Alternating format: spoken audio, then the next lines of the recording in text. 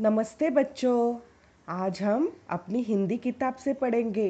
शुरुआत करने से पहले नज़र डालते हैं अपनी किताब पर दिए हुए चित्र पर।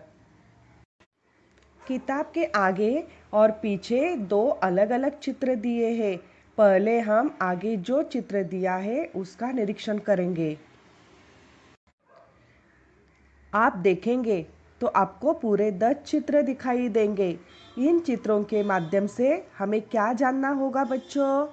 तो चलो आगे चलेंगे। बच्चों, अभी आप प्राइमरी से अपर प्राइमरी में आए हो, तो आप सभी को शायद स्कूल शुरू होने के बाद कुछ बदलाव नज़र आएंगे, जैसे नए टीचर्स, नए क्लासेस, नए फ्रेंड्स। तो आपको पहले क्या करना है? आप सभी को इस परिवर्तन को स्वीकार करना होगा। पहला चित्र जहाँ पे दो बच्चे एक दूसरे को अपना परिचय दे रहे हैं, इसका मतलब जो नए फ्रेंड्स आपको मिलेंगे उनसे आनंद से मिलो और पढ़ाई करो। अगला चित्र जो है वह आपकी किताब वीरों को प्रणाम इस कविता से है, जिसमें वीरों की वीरता और बलिदान के बारे में बताया गया है। और यह कविता कवि रमेश दीक्षित इन्होंने उन्हीं सभी महान शहीदों को समर्पित की है। आगे जो चित्र है वह पाठ क्रमांक 5-20 से है, जिसमें एक बीज का रूपांतरण कैसे पेड़ में होता है इसका वर्णन लेखक रामेश्वर दयाल दुबे इनके द्वारा किया गया है। थोड़ा और आगे बढ़े बच्चों। अगला जो चित्र है वह पाठ क्रमांक 11 मित्रता से है, जिसमें आप जैसे बच्चे एक दूसरे को अपना परिचय दे रहे हैं, अपने परिवार के सदस्यों के बारे में वार्तालाप कर रहे हैं। अगला जो चित्र है वह पाठ क्रमांक 14 मैं सड़क हूँ में से है, जिसमें सड़क खुद के बारे में आपसे वार्तालाप कर रही है और अपनी इच्छाएं प्रकट कर रही है। अभी आगे आप देखेंगे तो आपको कुल 5 बच्चों के अलग अलग चित्र दिखाई देंगे, जो कि आपको एक संदेश देना चाहते हैं, जैसे अच्छा सुनो, अच्छा बोलो, अच्छा पढ़ो, अच्छा लिखो। यदि आप इन सभी आदतों को आचरण में लाते हो तो आपको एक अच्छा व्यक्तिमत्व बनने से कोई नहीं रोक सकता, आप खुद भी नहीं। अभी थोड़ा और आगे बढ़ेंगे। किताब के पीछे जो चित्र है उसके बारे में बात करेंगे। यह चित्र देखकर आपको क्या महसूस हो रहा है? मुझे पूछेंगे तो मुझे लग रहा है कि सभी बच्चे अपनी छुट्टियां गार्डन में एंजॉय कर रहे हैं। एंजॉय करने का तरीका सबका अलग अलग है। जैसे दो बच्चे बगीचे में खेल रहे हैं, एक बच्ची साइकिलिंग कर रही है, एक बच्चा फोटोग्राफी कर रहा है, एक बच्ची ड्राइंग पैड पर ड्राइंग कर रही है, एक बच्चा बगीचे में एक छोटे तालाब में मछलियाँ ढूंढने की कोशिश कर रहा है। दो बच्चे तालाब में कागज़ से बनाई छोटी छोटी नाव छोड़कर मज़ा ले रहे हैं। एक बच्चा पेड़ के नीचे बैठकर पढ़ाई कर रहा है। तो समझे बच्चों, सभी आप जैसे बच्चे बगीचे में अपना अपना शौक पूरा करते मज़ा कर रहे हैं। तो आपने इन छुट्टियों में घर में बैठे ऐसे कौन से शौक अपनाए हैं? स्कूल शुरू होने के बाद यह मुझे ज़रूर बताना। बच्चों, आज हम आओ खेले इस चित्रपाठ की ओर बढ़ते हैं। खेल शब्द सुनते ही आपके मन में cricket, hockey, table tennis, chess, carrom या फिर मोबाइल गेम्स की तस्वीर आई होंगी। शायद ही किसी के मन में लगोरी, गिल्ली डंडा, कंचे जैसे खेल आए होंगे। ऐसा क्यों हुआ होगा बच्चों? कभी सोचा है?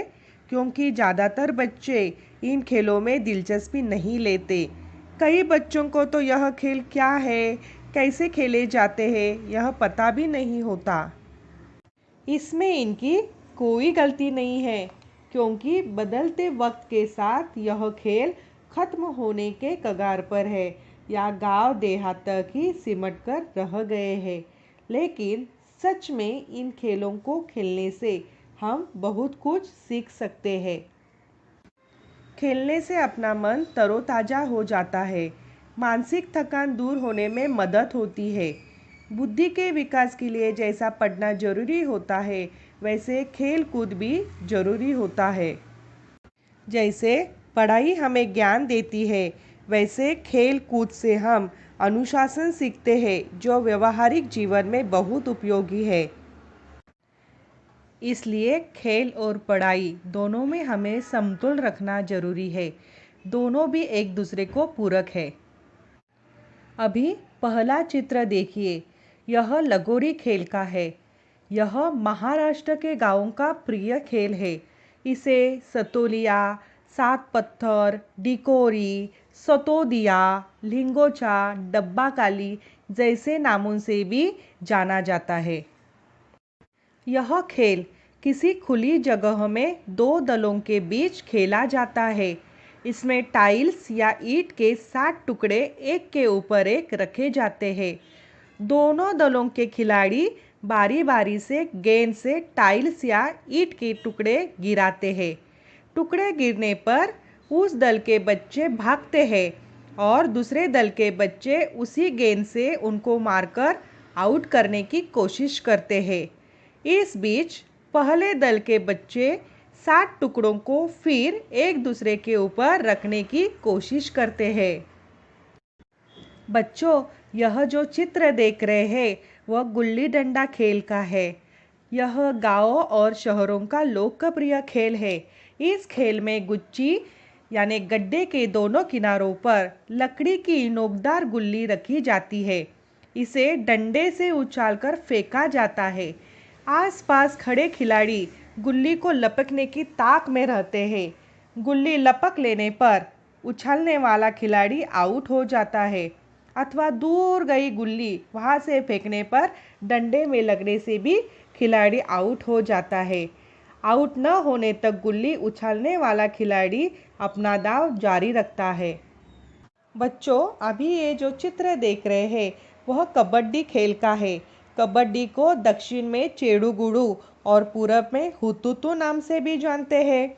यह खेल भारत के पड़ोसी देश नेपाल, बांग्लादेश, श्रीलंका और पाकिस्तान में भी उतना ही लोकप्रिय है। कबड्डी खेल का मैदान समतल और नरम होता है। पुरुष, महिलाएं और जूनियर वर्ग के लिए यह खेल का मैदान अलग अलग आकार का होता है। इसमें 2 दल होते हैं। हर एक दल में 12 खिलाड़ी होते हैं, लेकिन पाले में 7 खिलाड़ी खेलते हैं। 5 खिलाड़ी सुरक्षित होते हैं, जिन्हें विशेष परिस्थितियों में इस्तेमाल किया जाता है। एक दल का खिलाड़ी दूसरे दल में कबड्डी कबड्डी बोलते हुए जाता है। वह एक ही सांस में ये शब्द बोलते हुए दूसरे दल के किसी खिलाड़ी को छूकर उसे आउट करने और अपने पाले में लौट आने का प्रयत्न करता है। यह खेल खुले मैदान में खेला जाता है।